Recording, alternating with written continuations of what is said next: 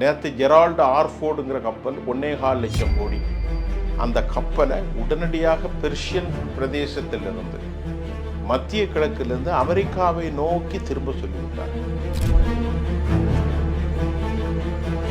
நாங்கள் உங்கள் மீது ஏவ போகிற இந்த புதிய ஆயுதம் உங்களுக்கு ஹார்ட் அட்டாக் ஏற்படுத்தும். அப்படி தொழில்நுட்பத்தோடு நாங்கள் செய்திருக்கிறோம். இந்தியாவுடைய நிலைமை அகரபாதாளத்துக்கு சென்றுவிட்டது. இந்திய நிலைமை மட்டுமல்ல, பாகிஸ்தானின் நிலைமை அதுக்கு மேல இருக்கு. அமெரிக்காவின் நிலையும் மோசம். அப்பொழுது இப்போ அமெரிக்காவுக்கு எல்லா பக்கமும் அடி, உள்நாட்டு அரசியலில் அடி, இங்கே மத்திய கிழக்கில் அரபு நாடுகள், ஈரான் அடி, அதே மாதிரி நேட்டோ நாடுகள், யூரோப் நாடுகளில் பிரச்சனை. அமெரிக்கா எத்தனை காலத்திற்கு இந்த போரை கொடுத்து செல்ல போகிறது?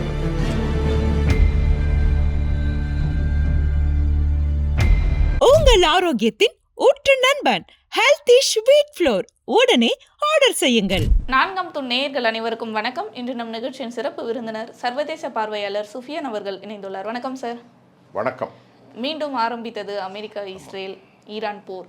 என்ன நடக்குது? இன்னும் பயங்கர அதிதீவிரமாக அவங்க போரை ஸ்டார்ட் பண்ணியிருக்காங்க. அமெரிக்கா போரை எதிர்கொள்கிற அளவுக்கு சக்தி இருக்கா, இல்லை அவங்க பின்வாங்கிறதுக்கான முடிவுகளில் இருக்காங்களா சார்? என்ன இல்லை, இப்போ நீங்கள் கேட்ட கேள்வி கரெக்டு தான். அடுத்த கட்ட போர் எப்படின்னா, அமெரிக்கா இப்போது என்ன செய்யுதுன்னா, இந்த பிளாக் கேட் இருக்கு பாரு, அது என்ன சொல்கிறது தமிழில், மத்திய கிழக்கில் கப்பல் ஹெர்மூஸ்லேருந்து மூவ் பண்ண முடியாத அளவுக்கு ஒரு பிளாக் கேட் தடை ஏற்படுத்தியிருக்கிறாங்க. அந்த தடை அவங்க எதுக்கு ஏற்படுத்தினாங்க அப்படின்னு கேட்டால், ஹெர்மூஸ் வளைகுடாவிலிருந்து கப்பல்கள் போகிற போது ஈரானுடைய எண்ணெய்கள் பெருசாக வெளியேறும். அந்த எண்ணெய்கள் பெரும்பான்மையான எண்ணெய் எங்கே போகுது? சீனாவுக்கு போகுது.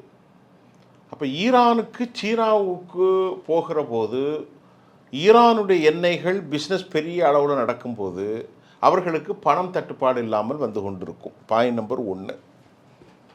அமெரிக்காவை பொறுத்தவரை போர் செஞ்சு பார்த்தாங்க, மிசைல் அட்டாக் செஞ்சாங்க, குண்டுகளை போட்டார்கள், பங்கர் பஸ்ட் குண்டுகளை போட்டார்கள், அணு ஆயுதத்தில் சின்ன குழந்தைகளை 200 பேர்கிட்ட கொலை செய்தார்கள், மக்களை கொலை செய்தார்கள், கட்டமைப்புகளை சீரழித்தார்கள், 100க்கும் மேற்பட்ட தலைவர்களையும் அழித்தார்கள். ஆனாலும் ஒன்றுமே நடக்கலை. Iran upper hand. தலைவர்கள் கொல்ல நாங்கள் சித்தாந்தம் மட்டும்தான் பேசுமே தவிர தனி மனிதனுக்கான ஒரு விஷயம் இல்லை அப்படின்ட்டு அவங்க தெளிவாக சொல்லிட்டு அடிக்க ஆரம்பிச்சிட்டாங்க. இப்போ அமெரிக்காவில் அவருக்கு என்ன பிரச்சனை அப்படின்னா, அவருக்கு நிறைய நெருக்கடி இருக்குது. அமெரிக்காவில் அரசியல் நெருக்கடி ஒன்று. Point number 1. ஒரு 60 நாட்களுக்கு மேல் அமெரிக்கா போர் செய்ய வேண்டும் என்றால் அமெரிக்க காங்கிரஸில் அவர் கேட்கணும்.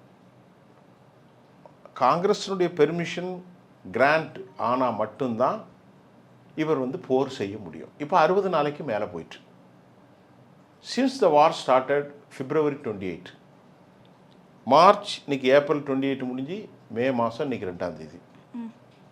அப்போ இனி அடுத்த கட்ட 60 நாள் வரப்போகிறது. 60 நாள் ஆயிட்டு கழிஞ்சிடுச்சு. இப்போ இந்த காலகட்டத்தில் அவர் தொடர்ந்து போர் செய்வதற்கு அமெரிக்காவுடைய கான்ஸ்டியூஷனில் அனுமதி இல்லைங்கிற மட்டும் இல்லை, இவங்க அங்கே பெர்மிஷன் வாங்கணும். யார்? டொனால்ட் ட்ரம்புடைய நிர்வாகம் அங்கே என்ன வாங்கணும்? அனுமதி வாங்கணும். இப்போ அனுமதி கொடுக்க மாட்டாங்க அவங்க. இவங்க ஏராளமான அமெரிக்காவுக்கு நஷ்டத்தை ஏற்படுத்தி, அமெரிக்காவுக்கு ஏராளமான உயிரிழப்புகளை ஏற்படுத்தி, அமெரிக்காவுடைய மதிப்புகளை குறைச்சிட்டனால அங்கே அனுமதிக்க மறுக்கிறார்கள். 1. 2வது, $2.50 இருந்த ஒரு கேலன் விலை $4.50 ஆகி தற்போது அது $5 கூட தொட்டுரும் அங்கிற அளவுக்கு அமெரிக்காவுடைய பொருளாதாரத்தில் எண்ணெயின் விலைகள் மிக மோசமான ஒரு பாதிப்பை ஏற்படுத்திட்டு இருக்கும். 3வது, வரக்கூடிய நவம்பரில் தேர்தல் நடக்க போகுது, மாகாணங்களின் சபை தேர்தல். அதில் டொனால்ட் ட்ரம்புடைய கட்சி படுதோல்வி அடையும். இப்போ என்னன்னா, இவங்க 2 பிளானில் இருக்காங்க. ஒரு பிளான் தாக்குதல் பிளான். அது ஜோக்கைனும் ஹூப்பரும் இப்பொழுது ஆலோசனைப்படுகிறார்கள். ரிசைன் பண்ணிட்டு போன ஜோக்கின், அதே போன்று சென்காமுடைய தலைவர் ஹூப்பரும் ஆலோசனை செய்கிறார்கள். போர் செய்யலாமா? போர் செஞ்சால் ஒருபோதும் போரில் வெற்றி பெறுவதற்கான வாய்ப்புகள் அறவே இல்லை. போர் செய்கிறதுக்கு மேலேருந்து குண்டு போட்டு ஜெயிக்க முடியாது, மிசைல் போட்டு ஜெயிக்க முடியாது, எதுவுமே ஜெயிக்க முடியாது. அப்போ ஒரு வழி தான் இருக்குது. என்ன வழி? தரைப்படை இறக்குறது. தரைப்படை இறக்குனா அவன் படைகளுக்கு முன்பு இவன் படை எதுவுமே கிடையாது. அமெரிக்காவுக்கு ஈரானை பற்றி தெரியாது. ஈரான் வந்து சின்ன இடம் கிடையாது.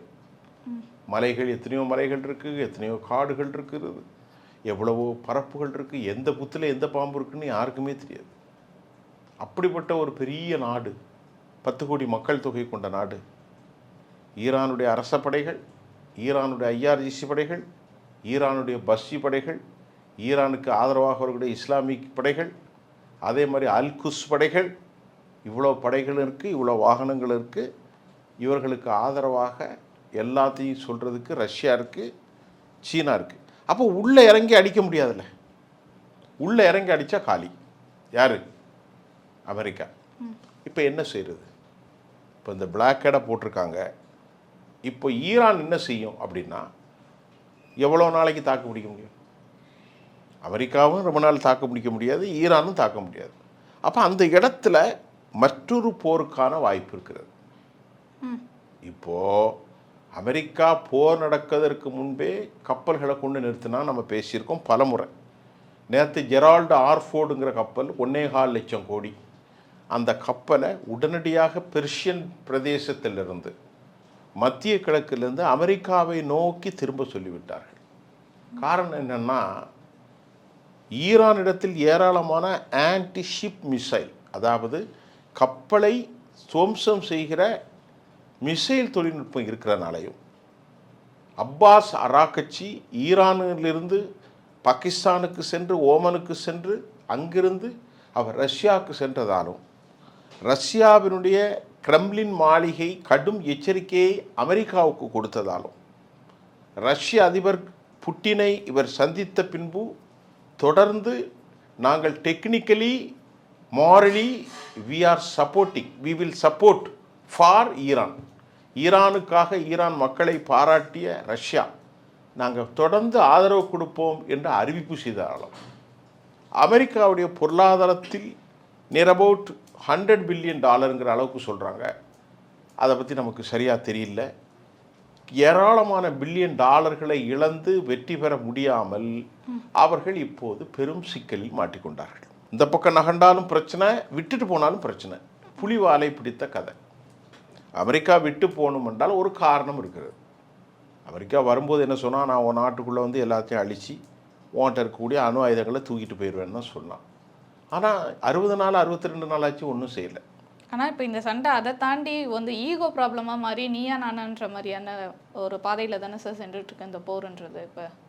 இப்போ அதுதான் பிரச்சனை. நீ கேட்குற கேள்வியில் ஈகோ பிரச்சனை தான். அமெரிக்கா உலகத்துக்கே பெரிய தலைவருங்கிறான். அமெரிக்கா ஒன்றும் மண்ணும் இல்லைங்கிறத இப்போ வந்து உலகம் புரிஞ்சுக்கிட்டு, அவங்கெல்லாம் ஒன்றும் பண்ண முடியாது, சும்மா பந்தா பேசிக்கிட்டு இருப்பாங்கட்டு. இப்போ இந்த சூழ்நிலையில் அரபு நாடுகள் கூட்டமைப்புள்ள ஒன்று இருக்குது, ஒபேக்ண்டு, ஆயில் பெட்ரோலியம் எக்ஸ்போர்ட்ஸ். இந்த அரபு நாட்டு கூட்டமைப்புகள் இப்போது பிளவுபட்டு போச்சு. எப்படி பிளவுபட்டுருக்கு? ஒபேக்லேருந்து யுனைடெட் அரபு எமிரேட்ஸ், அமீரகம்னு சொல்கிறது. நீங்கள் சொன்னால் புரியும். துபை விலகி விட்டது. பக்கத்தில் அபுதாபி, இது எல்லாமே ஒரு 7 நாடுகள் கொண்டதான் யுனைடெட் அரப்ஸ் எமிரேட்ஸ். அரபு நாட்டு அந்த ஆயில் எக்ஸ்போர்ட் அந்த கூட்டமைப்பிலிருந்து துபை விலகிட்டாங்க. விலகி இனி எனக்கும் சவுதி அரேபியாவுக்கும் அரபுகளுக்கும் சம்மந்தம் இல்லை, நாங்கள் வந்து தனித்து தான் நிற்க போகிறோம், எங்களுக்கு சப்போர்ட் பண்ணது அரபு நாடுகள் யாரும் இல்லை, எல்லாமே முஸ்லீம் நாடுகள் தான். சவுதி அரேபியா, குவைத்து, கத்தர், அப்புறமா பஹ்ரைன், ஓமன், எல்லா முஸ்லீம் நாடுகளும் இருக்குது பக்கத்தில். யாரும் எங்களுக்கு செய்யலை. எங்களுக்கு உதவி செஞ்சது இஸ்ரேல் மட்டும்தான்.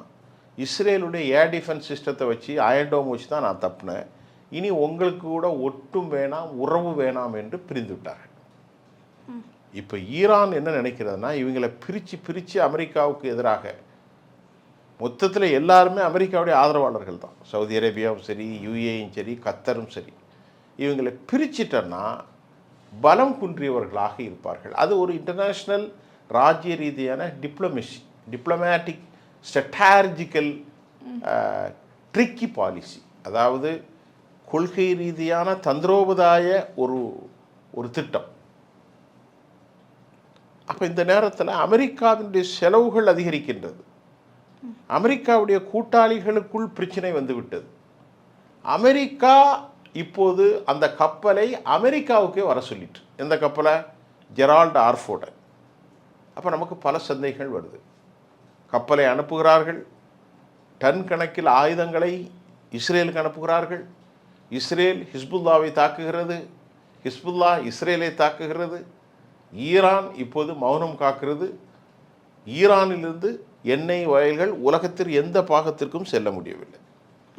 இப்போ மீண்டும் போர் நடக்குமா என்று கேட்டால் அதற்கான வாய்ப்பு மிகுந்த அதிகமாக இருக்கிறது. காரணம் என்னென்னா, இன்னைக்கு எத்தனை நாளைக்கு அமெரிக்கா அதை தடுக்க முடியும்? அமெரிக்கா வெளியே வரவும் கூடாது, கப்பல் உள்ளே போகவும் கூடாது. ஈரானிலிருந்து எண்ணெய்களை ஏற்றிக்கொண்டு வெளியே வருவதும் நாங்கள் அனுமதிக்கப் போவதில்லை, வெளியே இருந்து ஈரானுக்குள் வருவதையும் நாங்கள் அனுமதிக்கப் போவதில்லை என்ற பிளாக் ஹேட். அதுக்கு பேர் தான் பிளாக் ஹேட். இல்லை, ஆயிரக்கணக்கான கப்பல்கள் வெயிட்டிங் ஃபார் மந்த், பல மாதங்களுக்கும் அது தாமதிக்கக்கூடிய ஒரு டெட்லாக் பொசிஷன் அட் ஹெர்முஸ். அதான் முக்கியம். இப்போ திடீரென ஒரு போர் வந்து விட்டார். இதைவிட நீங்கள் நினைத்து பார்க்க முடிய கடுமையான சக்தி வாய்ந்த ஆயுதங்களை வைத்து நாங்கள் உங்களை செய்வோம். அந்த ஆயுதங்களை பயன்படுத்தியதால் மாரடைப்பு வரும். யார் சொல்கிறா? ஈரான் வந்து மிரட்டுகிறது. நாங்கள் உங்கள் மீது ஏவ போகிற இந்த புதிய ஆயுதம் உங்களுக்கு ஹார்ட் அட்டாக் ஏற்படுத்தும், அப்படி தொழில்நுட்பத்தோடு நாங்கள் செய்திருக்கிறோம் என்று கடுமையாக மிரட்டல் விடுக்கக்கூடிய ஒரு நடவடிக்கைகளை ஈரான் அறிவித்திருக்கிறது. நீங்கள் சொல்கிறது பார்த்தா இந்த கொரோனா மாதிரி ஒரு வைரஸ் மாதிரி இது ஒரு வைரஸாக இருக்கும். இந்த மாதிரி ஒரு பெரிய சிக்கலில் வந்து நிற்கிறது. இப்போ அமெரிக்காவுக்கு என்னவென்றால், போரிலிருந்து தப்பிவிடலாம், போரே வேணாம், தெரியாத்தனமாக கால் வச்சு ஆழம் தெரியாமல் காலை பதிச்சு மாட்டிக்கொண்டோம். இப்போ தப்புறது என்றால் இப்போ ஈரான் விடவில்லை. ஈரான் சொல்லுது 3 விஷயங்களை கேட்குறாங்க. பிரச்சனையை முடிப்போம். பாயிண்ட் நம்பர் 1, போர் இனி எங்கள் மீது இல்லை என்று நீ எழுதி கொடுத்துரு. பாயிண்ட் நம்பர் 2, உன் கப்பல் ஏற்படுத்தியிருக்கிற ஹெர்மூஸ் வளைகுடாவில், ஹெர்மூஸ் ஜலசந்தியில் உலகத்தினுடைய எண்ணெய் வளம் பாதிக்கப்பட்டு எல்லாமே பாதிக்கப்பட்டிருக்கு. அதை முதல்ல நீக்கிறதுக்கு நீ இந்த தடையை நீக்கிட்டு நீ உன் நாட்டுக்கு திரும்பி போயிரு. முதலாவது கோரிக்கை, எங்களின் மீது நீ எப்போதும் தாக்குதல் நடத்தாதென இன்டர்நேஷ்னல் குளோபல் கேரண்டி எங்களுக்கு வேணும். 2வது விஷயம், கப்பல்களை ஏற்படுத்திய பிளாக் ஹேட் தடையை நீக்கிட்டு நீ உன் நாட்டுக்கு போயிடணும். 3வது விஷயம், லாக் பண்ணி இருக்கக்கூடிய எங்கள் நாட்டுடைய பணத்தையும் எங்கள் மீது விதிக்கப்பட்டிருக்கக்கூடிய தடையும் நீக்கி ஒரு ஃப்ரீ ஃப்ளோ எக்கனாமி, உலகத்தை போல நாங்களும் அப்படி ஒரு சூழலை உருவாக்கணும். மீது அணு ஆயுதங்கள் விவகாரம், இஸ்ரேல் லெபனான் போர் விவகாரம், நாங்கள் ப்ராக்சிகளுக்கு கொடுக்குற சப்போர்ட் விவகாரம், ஏனைய 10 கோரிக்கைகளையும் அப்புறம் பேசிக்கிடலாம். அப்படி யார் சொல்கிறா? ஈரான் அமெரிக்காவுக்கு ஒரு நெகோஷியேஷன் பிளானை யார்கிட்ட கொடுத்துருக்குறாங்க? பாகிஸ்தான் கையில் கொடுத்து நீ அமெரிக்காக்காரன் கையில் கொடுத்துருன்னு சொல்லிட்டாங்க. அமெரிக்காக்காரன் கையில் பாகிஸ்தான் கொடுத்தா சினத்தில் பயங்கரமாக கத்துறாரு டொனால்ட் ட்ரம்ப். ஈரான் ஒரு சின்ன பையன், நாங்கள் எவ்வளோ பெரிய நாடு அப்படின்னு இப்போ மறுபடி அமெரிக்கா என்ன சொல்லியிருக்கிறது என்று காலையில், எந்த நேரத்திலும் ஹெர்முஸை விட்டு கொடுக்க போகிறதில்லை, அதிலே நிற்போம் அப்படின்னு சொல்லியிருக்காங்க. இப்போ சீனா தனது டெஸ்ட்ராயர் கப்பலை ஈரானை நோக்கி அனுப்பியிருக்கிறார்கள். அப்போ சீன கப்பல் போகலாம், போயிட்டு வெளியே வருதா? அப்படி வருகிற போது அமெரிக்க படைகளுடைய ஆக்ஷன் எதுவாக இருக்கும், ரியாக்ஷன் அதற்கு எப்படி இருக்கும்? இந்த மாதிரி பல கேள்விகள் மத்திய கிழக்கில் நிற்கிது. இதனால் உலகம் முழுவதும் மிகப்பெரிய கொதிநிலையும் அச்சமும் பதட்டமும் தொடர்கிறது. அது இந்தியாவுக்கும் விதிவிலக்கல்ல. இந்தியாவுக்கு என்ன மாதிரி பாதிப்பு எதிர்பார்க்கலாம்? இந்த போர் உச்சத்தை அடைய அடைய என்ன மாதிரி ஒரு தீர்வை கொண்டு வரப்போகுது சார்? இது என்ன மாதிரி முடிய போகுது இந்த போர்? இந்திய அரசாங்கம் வெளியிட்டிருக்கக்கூடிய அறிவிப்பானை நோட்டிஃபிகேஷன், இந்திய மக்கள் பாதுகாப்பு கருதி மத்திய கிழக்கு மற்றும் அது சார்ந்த நாடுகளுக்கு செல்லக்கூடாது என ஒரு அறிவிப்பானையை வழங்கிவிட்டார்கள்.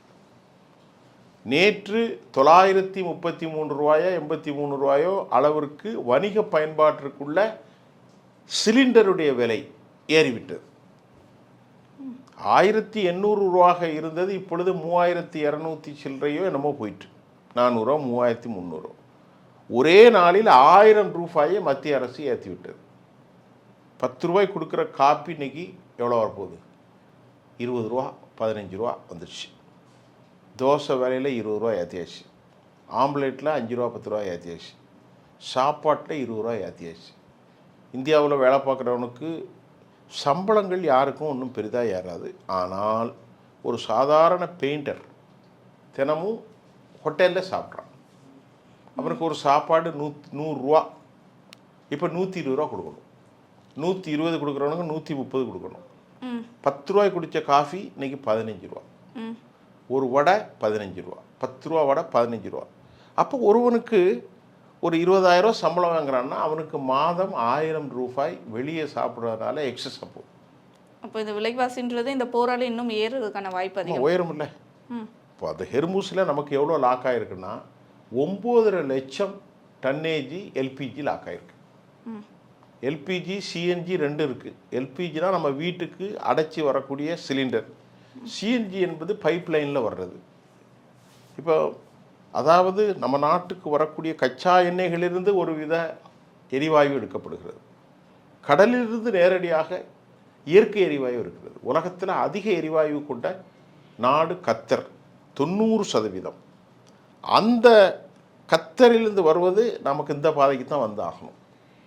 இப்போ நம்ம பெட்ரோல் டீசல்லாம் வேறு நாடுகள்லேருந்து வருது, ரஷ்யாட்டேருந்து வருது, ஆப்பிரிக்காவில் நைஜீரியாவிலேருந்து வருது, இன்னும் பல நாடுகள்லேருந்து வந்தாலும் இப்போ இந்தியாவுடைய நிலைமை அகரபாதாளத்துக்கு சென்று விட்டது.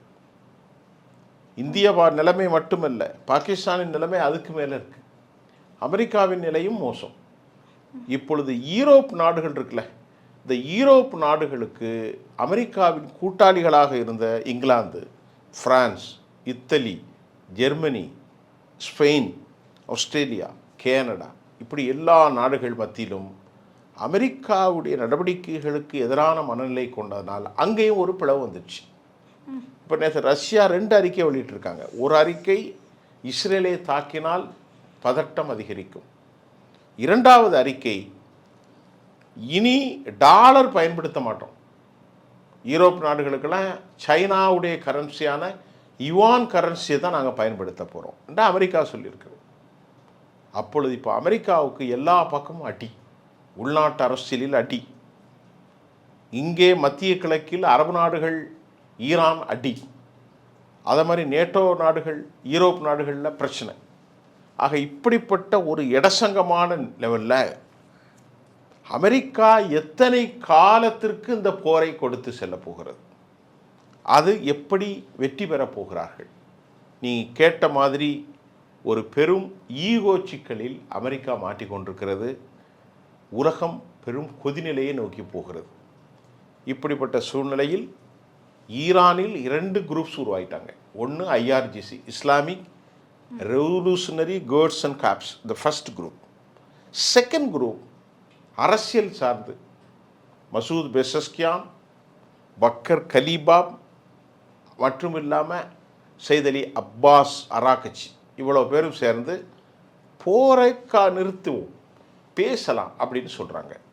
ஆனால் இறந்து போன அலி கமேனியுடைய மகன் முஜித்தபா கமேனி இப்பொழுது அவர் மறைவாக பின்னால் இருக்கிறார். யார் சொல்கிறா? ஈரான் சொல்லுது. ஈரானுடைய உச்சபட்ச தலைவராக இப்பொழுது அடையாளம் காணப்பட்டிருக்கிற 64 வயது சபாநாயகர் பக்கர் கலிபாப் அமெரிக்காவை கிண்டல் செய்கிறார். நீ தேடி அலைய வேண்டாம், நானே உனக்கு படம் தர்றேன், எந்த இடத்துல நீ அடிக்கணும்னு அடி அப்படின்னு சொல்லிட்டு அமெரிக்காவை அவர் கேலி கிண்டல் பண்ணுறார். ஜெர்மன் நாடும் அமெரிக்காவை கடுமையாக விளாசி வருகிறது. இந்த சூழ்நிலை இப்படி தான் இன்றைக்கி இருந்து கொண்டிருக்கிறது.